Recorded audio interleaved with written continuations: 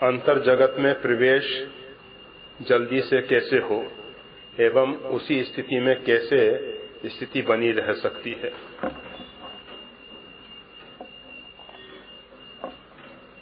सबसे पहले ये समझ लेना चाहिए, ये अंतर जगत और बाह्य जगत दो नहीं है। सारी सृष्टि जो है, सारा अस्तित्व जो है, परमात्मा में ही स्थित है। रोम रोम प्रीति लागे कोटि कोटि ब्रह्मांड, उस परमात्मा के रोम रोम में करोड़ों करोड़ों ब्रह्मांड लगे हुए हैं। उस परमात्मा के अतिरिक्त दूसरी सत्ता लेश मात्र भी नहीं है। उसको अद्वितीय कहा जाता है, उसके अतिरिक्त कुछ नहीं है।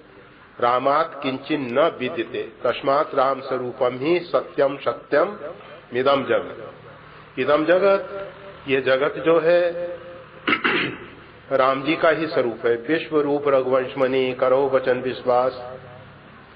भगवान शंकराचार्य ने विष्णु सहस्त्र नाम पे भाष्य लिखा। विष्णु सहस्त्र नाम महाभारत के अंतर्गत बड़ा पवित्र स्तोत्र है, जिसमें भगवान नारायण के 1000 नाम हैं। 1000 नाम से परमात्मा का स्मरण किया गया है। उसमें पहला नाम आता है ओम विश्वम। ये विश्व परमात्मा का ही स्वरूप है, परमात्मा के अतिरिक्त कुछ नहीं है।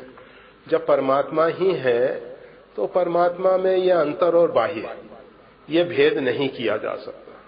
वो परमात्मा सब जगह सर्वांग से परिपूर्ण है। सर्वतः पानीपादः सर्वथा अक्षि शिरोमुखम।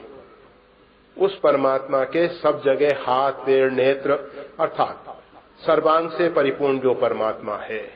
परमात्मा जिस प्रकार से जल की छोटे से छोटी बूंद अथवा यूं कहें कि जल का जो अणु है वो भी और एक विशाल जल का जलाशय में जो भरा हुआ जल है, दोनों में कोई भेद नहीं है। हाँ, केवल आधार भेद से बूंद में हम कोई जहाज तैराने की कोशिश करें नहीं तैर सकेगा। समुद्र में जहाज तैर जाते हैं, परंतु उस बूंद में भी तैराने की शक्ति तो है। उसके अनुपात से छोटा कण जरूर उस पे तैर सकेगा। तो इसी प्रकार से परमात्मा जो है अनोरण्याम सूक्ष्माति सूक्ष्म महतो महानतम, महान से महान है। वो परमात्मा जो है उनका कहीं अभाव नहीं है, वो सब जगह परिपूर्ण है। अब ये अंतर जगत की जो बात की जाती है उसके संदर्भ में थोड़ा समझना होगा। हम सब साधारण रूप में ये बाह्य जगत को देखते हैं। हमारी वृत्तियां जो हैं बहिर्मुख बनी हुई हैं, और बहिर्मुख वृत्तियां जो हैं संसार के आकर्षणों में आकर्षित होके हम अपने अंदर के खजाने को भूल गए हैं। रामकृष्ण परमहंस के शब्दों में कहें, रामकृष्ण परमहंस कहा करते थे, ये जो उत्तम व्यापारी हैं, रामकृष्ण बंगाल में प्रकट हुए थे। रामकृष्ण परमहंस, उनका नाम तो वैसे गदाधर था, परंतु बाद में रामकृष्ण परमहंस के नाम से विख्यात हुए। तो बंगाल का उदाहरण दिया करते थे कि जो बड़े व्यापारी हैं, कीमती चावल बड़े बड़े गोदाम में भरा हुआ है, चूहे उसको बर्बाद न करें, इस हेतु चावल के लावा में थोड़ा गुड़ मिला के बाहर रख देते, जिससे चूहे जो है रात्रि भर उसको खाते रहें, अंदर का कीमती चावल सुरक्षित रह जाए। इसी प्रकार से हमारे अंदर कीमती रत्न परमात्मा, परमात्मा की भक्ति, परमात्मा का बोध, ज्ञान, ये सब छिपा हुआ है। उसके ऊपर अनेक अनेक परतें आ गई हैं, वो ढका हुआ है और हम उसको नहीं देख पा रहे हैं, नहीं समझ पा रहे हैं, और हम दरिद्र बन के चारों तरफ सुख शांति की खोज में भटक रहे हैं, जबकि सुख शांति का मूल स्रोत हमारे अंदर प्रवाहित हो रहा है। आनंद का साम्राज्य हमारे अंदर है। इसलिए कहा जाता है अंतर जगत में प्रवेश। योग साधन में जो महर्षि पातंजलि ने 8 योग के अंग बताए हैं, उसमें यम, नियम, आसन, प्राणायाम, प्रत्याहार, धारणा, ध्यान, समाधि, ये जो प्रत्याहार है, ये जो वृत्तियां हैं जो बहिर्मुख हैं, इनको अंतर्मुख करने का नाम ही प्रत्याहार है। ये हमारा नेत्र बाहर का दृश्य देखता है,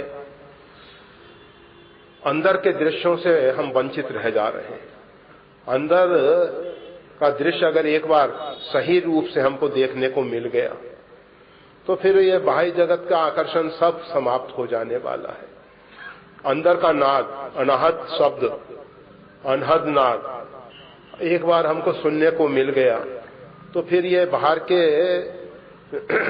जितने भी संगीत हैं वो सब फीके लगने लग जाएंगे, फिर उनकी तरफ हमारी रुचि नहीं रहेगी।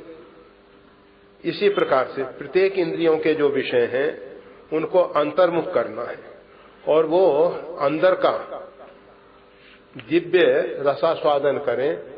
और जब वो अंदर का दिव्य रसास्वादन कर लेते हैं तो फिर ये बाहर इच्छा ही नहीं होती। जिस प्रकार से उत्तम शरबत हमने पी लिया, उसके बाद कोई गुड़ का, राव का शरबत हमको लाके दे तो कहेंगे भाई इच्छा नहीं है,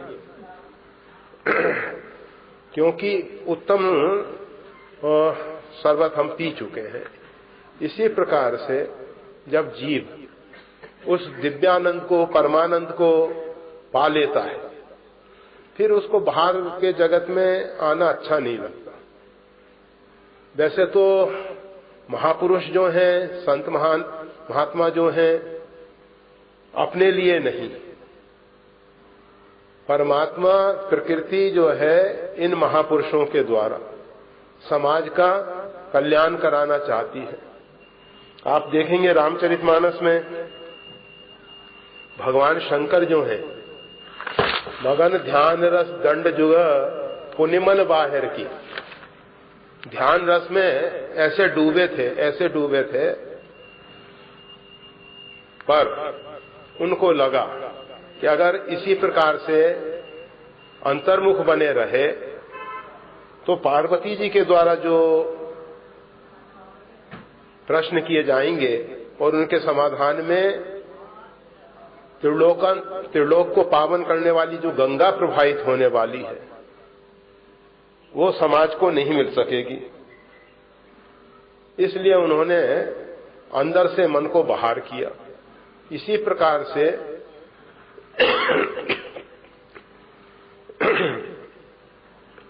हमारे जो महापुरुष हैं जब परमानंद पा जाते हैं, परमानंद में निमग्न हो जाते हैं, डूब जाते हैं, तो प्रकृति को लगता है कि ऐसे महापुरुष अगर अपने अंदर ही डूबे रह गए तो ये बाह्य जगत का कल्याण कैसे होगा। इसलिए प्रकृति उनके अंदर कुछ विक्षोभ पैदा करती है, जिससे वो बाह्य जगत में उतर के आते हैं और बाह्य जगत को उनके द्वारा परमात्मा का पवित्र संदेश मिलता है। तो हम सब जो हैं अभी बाह्य जगत में भटक रहे हैं, बाह्य आकर्षणों में हम फंसे हुए हैं, अंतर साम्राज्य का हमको अभी पता नहीं है। ऋषि महर्षि आप सबके अंदर एक प्यास पैदा करते हैं, संत महात्मा आपके अंदर एक प्यास पैदा करते हैं, हमारे शास्त्र एक प्यास पैदा करते हैं जिससे हम उस तरफ आगे बढ़ने की कोशिश करें। प्रश्न ये है कि अंतर जगत में प्रवेश जल्दी से कैसे हो। ये जल्दी वाली बात अच्छी नहीं होती है। सब कार्य समय आने पे ही सही होते हैं। जिस समय वृक्षों में फूल लगने का समय आता है, उस समय जो फूल लगते हैं वो ही कल्याणकारी है। असमय के पुष्प जो हैं अच्छे नहीं होते हैं, असमय के लगे हुए फल जो हैं वो अच्छे नहीं होते हैं। सबका एक काल होता है, समय होता है। साधना में भी ऐसा ही होता है। हमने आप सबको पहले भी बताया था, एक वैज्ञानिक ने एक प्रयोग किया। उसने देखा कि एक भंवरी नाम का कीड़ा है जो मिट्टी का घर बनाता है और फसलों में होने वाली जो इल्ली इत्यादि है उसको पकड़ के ले आता है और उस मिट्टी के घर में अंदर बंद कर देता है और उस पे फिर वो गुंजार करता रहता है। और वो अंदर का जो कीट है, कीड़ा है, इल्ली इत्यादि, वो उसकी ध्वनि से प्रभावित होके उसका चिंतन करते करते वो भी भंवरी कीड़ा बन जाता है। फिर उसके बाद वो कीड़ा जो है उस मिट्टी के घर को तोड़ता है, बाहर निकल के आता है। तो वैज्ञानिक शोध कार्य कर रहा था। उसने देखा एक कीड़ा जो है बाहर निकलने के लिए कोशिश कर रहा है। मिट्टी का घर तोड़ दिया है, परंतु रास्ता जो है संकीर्ण है, छोटा है। उसके कारण निकलने में उसको बड़ी तकलीफ हो रही। जब उसने देखा कि इसको तकलीफ हो रही है तो उसने रास्ते को थोड़ा बड़ा कर दिया, अर्थात मिट्टी का थोड़ा भाग और तोड़ के गिरा दिया गया। वो कीड़ा आसानी से निकल गया, परंतु परिणाम क्या आया? वो कीट जो है उड़ नहीं सका। दूसरा कीड़ा जो था उस परेशानी से गुजरते हुए निकला और उसमें उड़ने की क्षमता पैदा हुई। तो ये जल्दी का काम अच्छा नहीं होता है। जो कार्य समय पे होता है वही सही होता है। अनेक जन्म संसिद्धि की बात भगवान श्री कृष्ण कहते हैं। लोग कहते हैं कि चुटकी बजाते ही ज्ञान हो जाए। अरे भाई, उदाहरण भी देते हैं कि हजारों साल का अंधकार जो है दीपक लगाने मात्र से दूर हो जाता है। बातें सब सही लगती हैं, तर्क की दृष्टि से सब सही लगता है, परंतु वास्तविक में क्या है? जो जन्म जन्म मुनि जतन करा, अनेक जन्म जन्मांतर से जो साधक साधना करके लक्ष्य की प्राप्ति करते हैं उनकी स्थिति सही होती है। और बिना परिश्रम के अगर किसी को इस प्रकार की उपलब्धि हो भी जाएगी तो उसके मूल्य को नहीं समझ सकेगा, उसका महत्व को नहीं समझ सकेगा। पहले बद्रीनाथ जी की यात्रा, केदार बाबा की यात्रा पैदल हुआ करती थी। ऋषिकेश से लोग पैदल जाते थे। कदम कदम पे भगवान का स्मरण होता रहता था और जब भगवान नारायण के दूर से ही दर्शन होते थे, देव दर्शनी पे पहुंचते थे, दूर से मंदिर का दर्शन होता था, अहोभाव में भर जाते थे, नाचने लगते थे कि भगवान के धाम में पहुंच गए। और जब भगवान नारायण का दर्शन करते थे तो बहुत आनंद होता था। अभी क्या है? अभी तो आज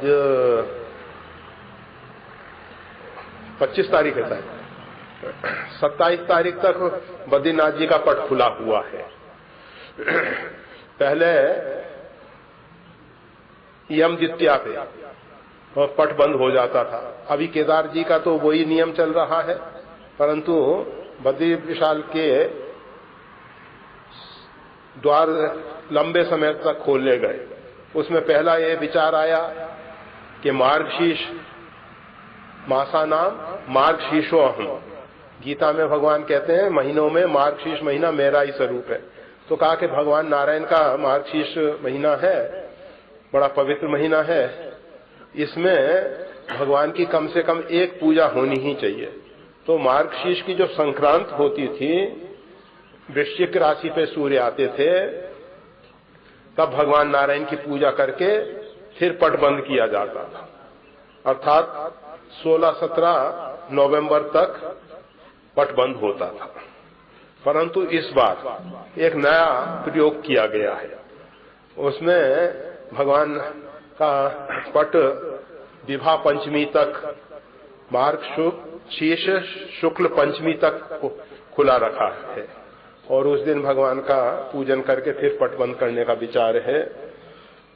कुछ लोगों का ऐसा भी मानना है कि कोशिश की जाए तो 12 महीने भगवान नारायण का दर्शन हो सके। ठीक है, उसमें हम कुछ नहीं कहना चाहेंगे, परंतु ये जो प्राचीन परिपाटियां हैं वो अच्छी हैं, उनका पालन करना ही अच्छा है। हम उनमें परिवर्तन करते हैं तो कभी कभी उसका विपरीत परिणाम आता है। तो जो भी है, तो पहले बद्रीनाथ में जाने में काफी कष्ट होता था, परंतु दर्शन का जो आनंद होता था वो अवर्णनीय होता था। आज स्थिति यह है कि गाड़ी बसों से, हेलीकॉप्टर से, दूसरे साधन से हम वहां पहुंच तो बहुत जल्दी जाते हैं, परंतु जो विशेष आनंद मिलना चाहिए वो नहीं मिलता। बस फिर लगता है कि कब अब लौटे। ऐसा नहीं लगता कि भगवान नारायण के धाम में पहुंचे हैं, कुछ समय यहाँ व्यतीत करें। अभी जो भी पहुंच रहे हैं वो सब सोचते हैं कि दिन में पहुंच जाएं, दिन में ही दर्शन कर लें और वापस हो जाएं, जिससे ऊपर के ठंडे वातावरण में रुकना ना पड़े। तो ऐसी स्थितियां हैं, जो भी है ठीक है। तो ये जल्दी की बात हमारे विचार से अच्छी नहीं है। हम सबको साधना में प्रवृत्त हो जाना चाहिए और हम सब तो एक ही साधना जानते हैं और बताते हैं कि भगवान की शरणागति, और भगवान की शरणागति मात्र से जीव जो है परमात्मा के कृपा प्रसाद से शने शने आगे बढ़ता है। और अगर शरणागति सही है तो परमात्मा स्वयं कृपा करके उस जीव को वहां तक पहुंचाते हैं, अपने चरणों तक, अपने धाम तक।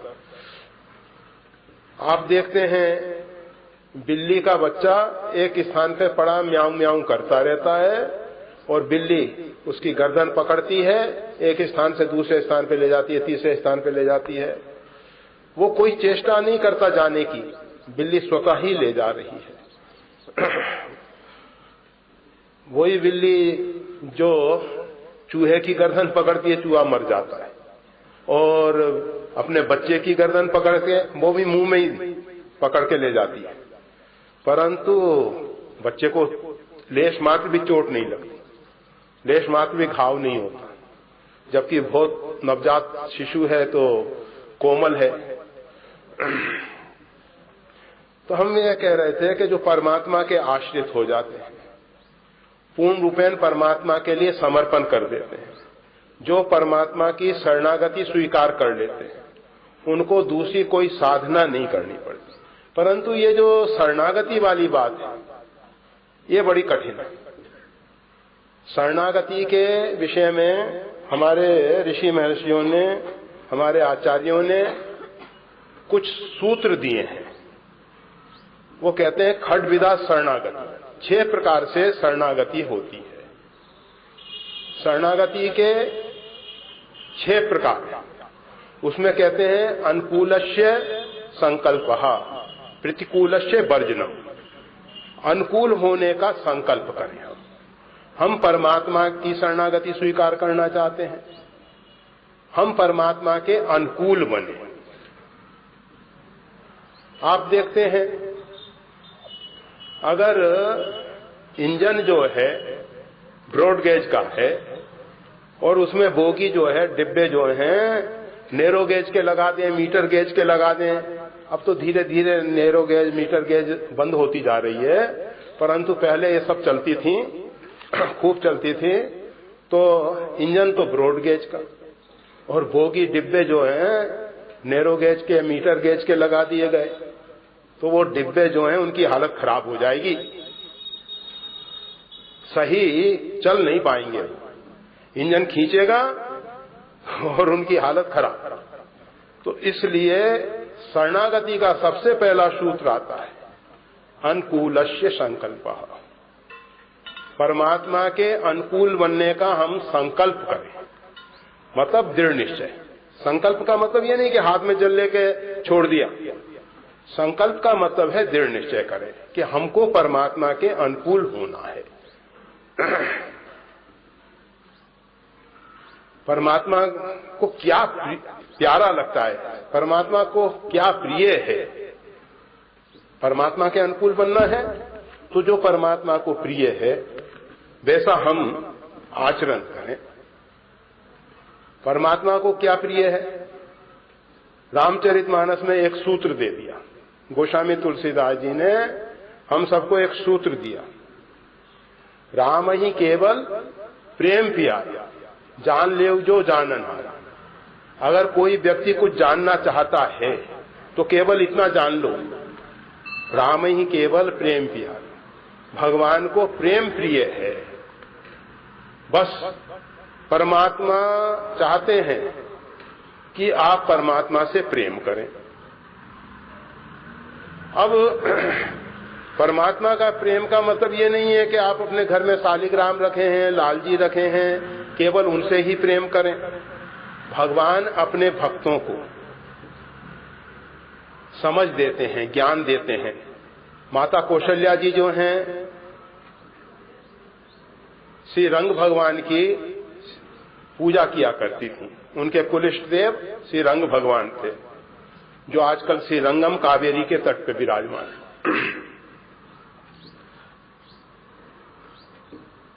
तो भगवान श्री राम ने एक दिन लीला की।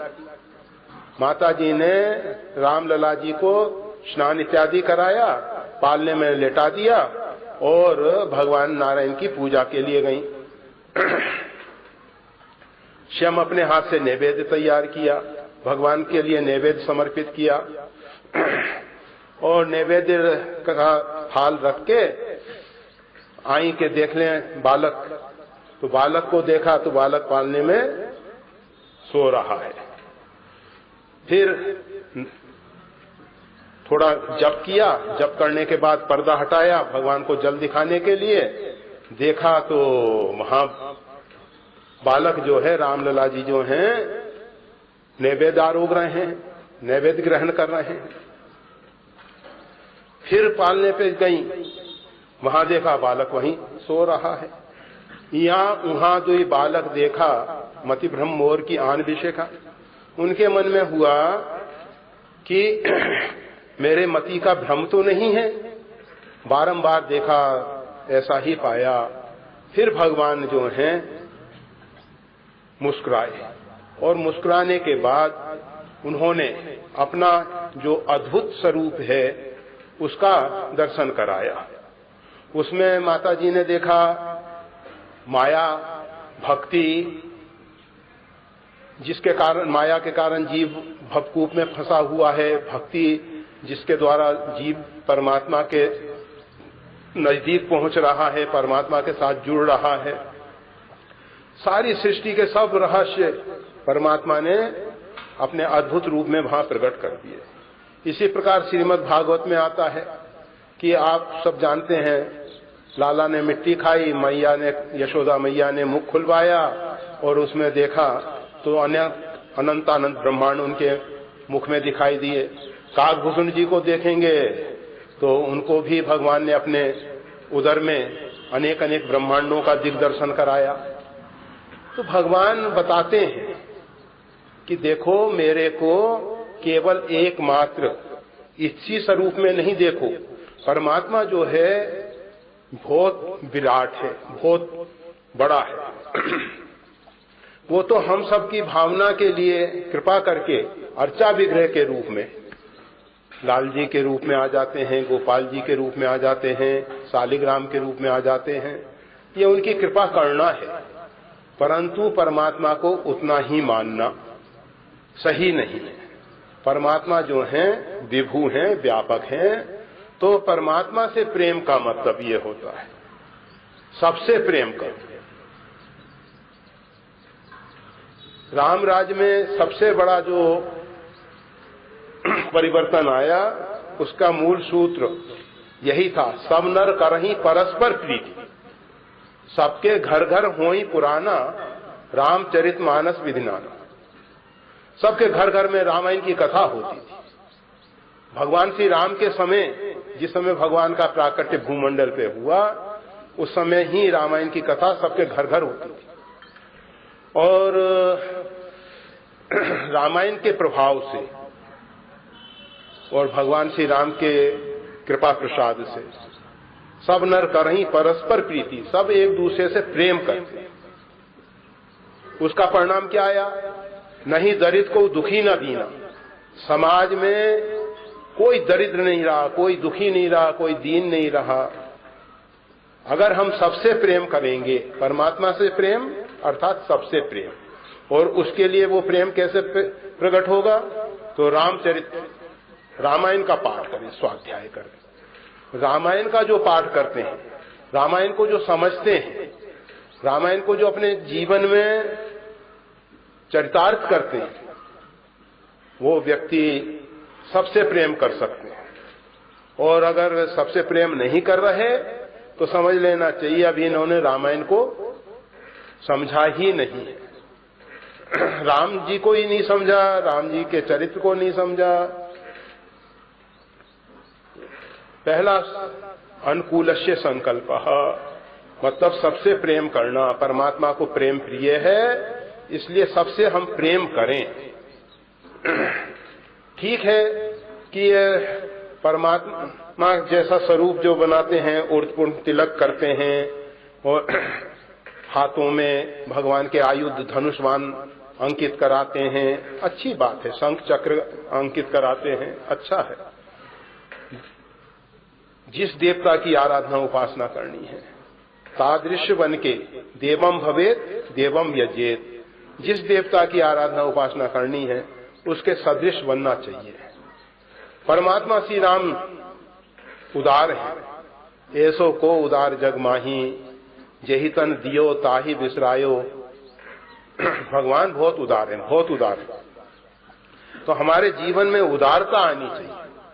निज अपराध रिसाई न करो। भगवान के प्रति कोई अपराध करता है तो भगवान नाराज नहीं होते, परंतु एक बात जरूर ख्याल रखना कि जो अपराध भगत कर करई, राम रोष पावक सो जरई। जो भक्ता अपराध करते हैं, जो वैष्णवा अपराध करते हैं, राम रोष परमात्मा की क्रोधाग्नि में जल के खाक हो जाए। भक्ता अपराध मत करो। भगवान के प्रति अपराध हो जाएगा, भगवान क्षमा करते हैं। तो भगवान के दिव्य गुणों में से अंश मात्र में कुछ तो हम में आने चाहिए। रामो दुई न भाषते। परमात्मा जो कह देते हैं, रकुल रीत सदा चली आई, प्राण जाए वर वचन न जाई। परमात्मा अमानी मान दो मान्य। परमात्मा स्वयं मान की इच्छा नहीं रखते हैं, सबको मान सम्मान देते हैं। तो परमात्मा के अनुकूल बनने के लिए परमात्मा के जो दिव्य गुण हैं, उसमें से अंश मात्र में, पूरे तो हम में नहीं आ सकते, क्योंकि जो सबके रह ज्ञान एक रस, ईश्वर जीवई भेद कहू बस। ईश्वर और जीव, इसमें केवल भेद इतना ही है, जीव में अल्पज्ञता है, परमात्मा सर्वज्ञ है। परमात्मा का ज्ञान अखंड है, जीव का ज्ञान उपजई बिनसई। कभी ज्ञान हो जाता है, कभी भ्रांत धारणाओं में हम फंस जाते हैं। तो इसलिए कहा जाता है कि परमात्मा के जितने दिव्य गुण हैं, उनमें से अंश मात्र में हम में आने चाहिए। ये बात समझ लेनी चाहिए। हम जिसकी उपासना करते हैं उसके गुण हम में नहीं आ रहे तो समझ लेना चाहिए कि उपासना में कहीं ना कहीं कोई ना कोई भूल हो रही है, कोई कमी रह रही है। राम जी की उपासना करें, राम जी के गुण नहीं आए। हनुमान जी की उपासना करें, हनुमान जी के गुण नहीं आए। शंकर जी की उपासना करें, शंकर जी के गुण नहीं आए। तो समझना चाहिए कि उपासना में कहीं कमी है। हनुमान जी महाराज सच्चे भगवान श्री राम के भक्त हैं, तो राम जी की जो शालीनता है, शील गुण है, हनुमान जी में आ गया। नम्रता जो है हनुमान जी में, रावण जैसे दुष्ट से हनुमान जी कहते हैं बेनती करो जोर कर रावण, सुनऊ मान तज मोर सिखा। भगवान श्री राम भी युद्ध के अंतर्गत कहते हैं रावण से सुनहि कर मम क्षमा, ऐसा एक छंद आया है, उसमें कहा गया है कि क्षमा करो। तो ये जो परशुराम जी आए, उन्होंने बहुत कुछ कठोर शब्दावली का प्रयोग किया, परंतु भगवान ने अपनी शालीनता के द्वारा, शील गुण के द्वारा, तो हनुमान जी महाराज में भगवान श्री राम के गुण सब दिखाई देते हैं। वो सच्चे उपासक हैं। तो हम समय के हिसाब से ही चलेंगे, क्योंकि फिर सूत्र रूप में थोड़ा थोड़ा सा स्पष्ट कर ले खड्विदा शरणागति को। 6 प्रकार से जो शरणागति है, अनुकूलस्य संकल्प, परमात्मा के अनुकूल बनने का दृढ़ संकल्प करें। प्रतिकूलस्य वर्जनम, जो भगवान के प्रतिकूल है वो हमारे जीवन में नहीं होना चाहिए। क्या? मोहि कपट छल छिद्र न भाव। भगवान को कपट छल अच्छा नहीं लगता है। अत्यंत दुराचारी व्यक्ति भी भगवान की शरण में आता है तो भगवान उसका त्याग नहीं करते, परंतु कपटी लोग जो हैं, कपटी आगे कहे मृदु वचन बनाई, पाछे अनहित मन कुटलाई। कुटिलता हमारे जीवन में नहीं होनी चाहिए। आज समाज की स्थिति बहुत नाजुक हो गई। कोई व्यक्ति आया और हम उसका स्वागत में आगे बढ़ के आइए आइए आइए, आपका ही स्मरण कर रहे थे, आपकी बहुत बड़ी आयु है, बहुत बड़ी आयु है, भले पदार्थ, चाय पानी नाश्ता सब। जब चला गया, कहां से ले आते हैं, सब टाइम बर्बाद कर दिया। ऐसी हमारी मानसिकता। ऊपर से हम बहुत मीठा व्यवहार करते हैं, मधुर, और अंदर से हमारे भाव दूसरे रहते हैं। अंदर से सोचते हैं कहां की परेशानी आ गई। व्यवहार में ये जो कपट है अच्छा नहीं। मोहि कपट छल छिद्र न भाव। भगवान के दरबार में जैसे हैं वैसे जाएं। ये नकली मुखौटे लगा के भगवान के दरबार में जाने की जरूरत नहीं है। ये जितने नकली मुखौटे हैं इनको उतार के भगवान के दरबार में जाना चाहिए। तो प्रतिकूलस्य वर्जनम,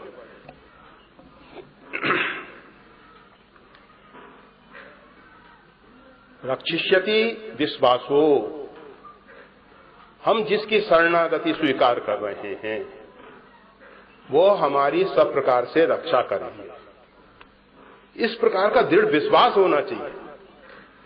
हमने परमात्मा की शरणागति ली है, परमात्मा से हमारी सब प्रकार से रक्षा हो। आप जानते हैं सीम की चाक सकई कोई तासु, बड़ रखवार रमापति जासु। जिसके रमापति परमात्मा रक्षक हैं उसकी सीमा को कोई दबा सकता है क्या? बाल ना बांका कर सके जो जग बेरी हो। सारा संसार अगर शत्रु बन जाए परंतु जाको राखे साइया मार सके ना। जिसकी रक्षा परमात्मा करते उसका कोई बाल बांका नहीं कर सकता। तो इस प्रकार का अंदर से दृढ़ विश्वास हो। अंगद जी ने रावण की सभा में अपना पैर जमा दिया और कहा कि अगर इस पैर को जो कोई हटा देगा फिर ही राम सीता में हारे। ऐसी प्रतिज्ञा कर ली, भगवान श्री राम लौट जाएंगे, मैं हार जाऊंगा। अब बताओ उसको कितना दृढ़ विश्वास है। और हुआ भी है। कि मेघनाद इत्यादि अनेक योद्धाओं ने उसके पैर को हिलाने की कोशिश की अंगद जी के, परंतु पैर हिला नहीं। रावण जब उठा तो अंगद जी ने कहा, मेरे चरण क्यों पकड़ता है, परमात्मा श्री राम के चरणों में जा। तो कहने का मतलब विश्वास होना चाहिए कि हमारे रक्षा करने वाले परमात्मा हैं। हम ये नहीं कि इधर उधर देवताओं के आश्रय लें, भूत प्रेत का आश्रय लें, मकबरों का आश्रय लें, कब्रों का आश्रय लें। समस्याएं आती हैं तो लोग वहां चले जाते हैं, यहां चले जाते हैं। हमें तो एकमात्र परमात्मा पे विश्वास होना चाहिए। बनेगी तो श्री राम जी से बनेगी और किसी दूसरे से नहीं। ठीक है कि राम जी के विशेष कृपा पात्र श्री हनुमान जी महाराज, और हनुमान जी महाराज ने कहा है कि राम भक्तों को परमात्मा को कष्ट नहीं देना चाहिए। यही लौकिक कामनाओं की पूर्ति के लिए, संसार की कामनाओं की पूर्ति के लिए हनुमान जी के दरबार में आना चाहिए, और हनुमान जी राम भक्तों की सभी इच्छाएं पूरी कर देते हैं। पर अन्यत्र नहीं भटकना चाहिए। तो उसके बाद आता है गोपित्व वर्णम तथा। हमने परमात्मा को वरण किया है, हमने परमात्मा को स्वीकार किया है, हमने परमात्मा की शरणागति ली है। ये जो तत्व है गोपित्व, इसको छिपाए रखना चाहिए, इसको प्रकट नहीं करना चाहिए। जोग जुक्ति तप मंत्र प्रभाव फलई तवहीं जब करिए दुराव। आप जोग करें, युक्ति, जप, तप, सब में छिपाव होना चाहिए। यह नहीं कि ये प्रदर्शन का विषय बन जाए।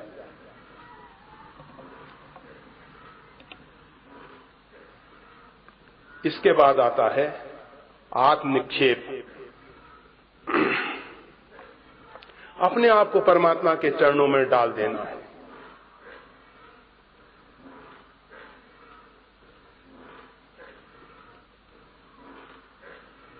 पाही नाथ कई पाही गोसाई, भूतल परे लकुटकी न। अपने आप को पूर्ण रूपेण परमात्मा के लिए समर्पित कर देना चाहिए। जैसे फूल परमात्मा के चरणों में चढ़ गया, चाहे मुरझाए चाहे कुछ हो, हमने तो परमात्मा के चरणों में चढ़ा दिया। ऐसे अपने आप को परमात्मा के चरणों में समर्पित कर दिया जाए पूर्ण रूपेण। अब जो इच्छा हो परमात्मा की, वो हमें उसमें ऊहापोह नहीं करनी है कि भगवान ऐसा क्यों हो गया, ऐसा नहीं होना चाहिए था। अरे हम भगवान से ज्यादा समझदार नहीं है। ऐसा नहीं होना चाहिए था, ऐसा होना चाहिए था।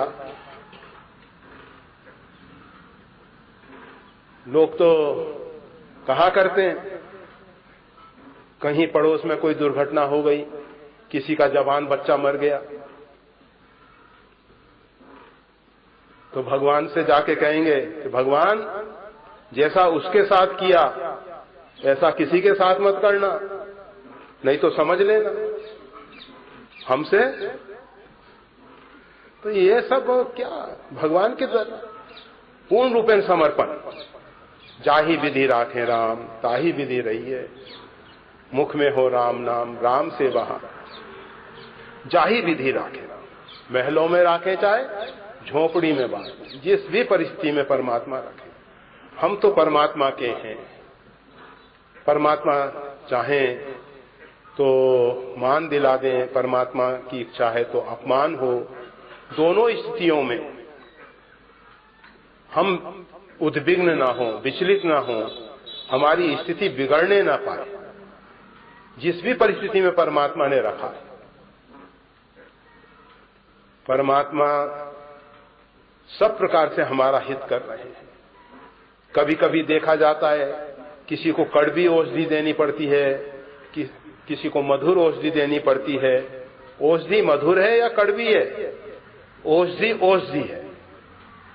हमारे जीवन में जो भी घटना घटित हो रही है वो सब का प्रेरक परमात्मा है।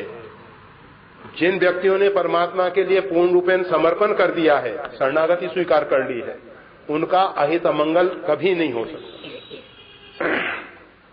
और अंतिम कार्पण्य खड्विदा शरणागति, ये कार्पण्यता, दीनता, मौसम दीन न दीन हिंता, दीनता आ जाए, कार्पण्यता आ जाए। तापर में रघुवीर दुहाई, जानो नहीं कछ भजन उपाय, ऐसी दीनता। कबित विवेक एक नहीं मोरे, सत्य कहूं लिख कागज कोरे, कार्पण्यता, दीनता। परमात्मा को दीन बहुत प्यारे, यही दीन प्यारे वेद पुकारे। परमात्मा का नाम ही दीन बंधु है। दीन का मतलब ऐसा नहीं कि दरिद्र, शहनशाहों में भी, सम्राटों में भी दीनता होती है। और ये भिखमंगे जो फकीर हैं, इनमें भी अभिमान अहंकार भरा होता है। दो भिखमंगे आपस में लड़ते हैं, कहते हैं मेरे को समझता क्या है। अब बताओ क्या समझते हैं भाई, भिखमंगा तो है ही तू, और क्या समझते हैं। तो इस प्रकार से कार्पण्य, तो 6 प्रकार से परमात्मा की शरणागति होती है। और जो व्यक्ति पूर्ण रूपेण परमात्मा के शरणापन है, उसको फिर अंतर्मुख और बहिर्मुख होने के लिए कुछ नहीं सोचना है। उसको केवल एक बात सोचनी है कि कैसे हम परमात्मा की शरण स्वीकार करें। केवल कहने से शरणागति नहीं होती है। शरणागति के लिए ये 6 प्रकार की जो शरणागति की बात की गई है, हमारे आचार्यों ने, महापुरुषों ने बताया है। तो जिसकी योग्यता जैसी होती है, उसके अनुरूप उस पर परमात्मा कृपा करके कोई व्यक्ति अंतर्मुखी साधना से आगे बढ़ सकता है, कोई व्यक्ति बाह्य सेवाओं से आगे बढ़ सकता है। जरूरी नहीं है कि सबके लिए एक ही प्रकार का नियम हो, और परमात्मा तो सर्व समर्थ है, जैसा चाहे वैसा कर सकते हैं। कर्तुम अन्यथा अकर्तुम, जो करने योग्य है अथवा ना करने योग्य है। परमात्मा के यहाँ कोई भी कार्य असंभव नहीं है, परमात्मा सर्व समर्थ है। तो हमने परमात्मा की शरणागति स्वीकार की है, परमात्मा के हैं। और परमात्मा की इच्छा हो तो वृत्तियों को अंतर्मुख कर दें, परमात्मा को इच्छा है तो संसार की सेवा का कार्य करा लें, ठाकुर जी की सेवा करा लें, जैसा वो चाहें, हम उसमें कर्ता ना बना। मूढ़ात्मा कर्ता हमिति मन्यते, ये मूढ़ जीव जो है अपने आप को कर्ता माना, और जब करता है तो फिर भोगता होना पड़ता है, फिर उसका भोग भोगना पड़ता है, उसका फल परिणाम भोगना पड़ता है। इसलिए कर्तृत्व भाव नहीं हो। हम तो परमात्मा के यंत्र हैं, हम कठपुतली हैं, वो सूत्रधार हमको नचा रहा है। गीता में भी भगवान ने यही कहा है, ईश्वरा सर्वभूतानां हृदय देशे तिष्ठति, परमात्मा सबके हृदय देश में विराजमान है। भ्रामय सर्वभूतानि यंत्र रूढ़ानि माया, सब जीव मात्र को, प्राणी मात्र को अपनी माया के द्वारा संचालित कर रहे हैं। तो बस अंदर से ये भाव बना रहे कि परमात्मा के द्वारा हम संचालित हो रहे हैं। ना तो हमारे पास मन है ना बुद्धि है। मन में परमात्मा विचार दे रहे हैं, बुद्धि में परमात्मा निर्णय दे रहे हैं, शरीर में शक्ति सामर्थ्य परमात्मा की है। और ऐसे व्यक्ति के द्वारा ना तो अनाचार होगा ना पापाचार होगा। जब व्यक्ति में अहंकार और अभिमान आता है, मैं करता हूं, इस प्रकार का भाव पैदा होता है, तभी उसके द्वारा अनाचार पापाचार होते हैं। तो बस परमात्मा के शरणापन्न हो जाएं और अंतर्मुख बहिर्मुख का भाव जाने दें। वैसे अच्छा है कि संसार के बाह्य सुखों से अंदर के आनंद में प्रवेश मिले तो अच्छी बात है, परंतु अपने साधन से मिलना बहुत कठिन है। हम इस मन को समझा समझा के थक गए, मन तो मानता नहीं, अपनी कुचाल छोड़ता नहीं। हम माला लेके बैठते हैं, अपने मन की स्थिति देख सकते हैं। हम पूजा पाठ में बैठते हैं, पूजा पाठ करते हैं, उसमें अपने मन की स्थिति देख सकते हैं। और भी संसार के सब कार्यों के समय हमारी मानसिकता क्या रहती है। तो अच्छा ये है कि परमात्मा की शरणागति सही ढंग से हो, परमात्मा के चरणों में प्रेम बढ़े, राम नाम और रामचरित का आधार हो। जय श्री राम।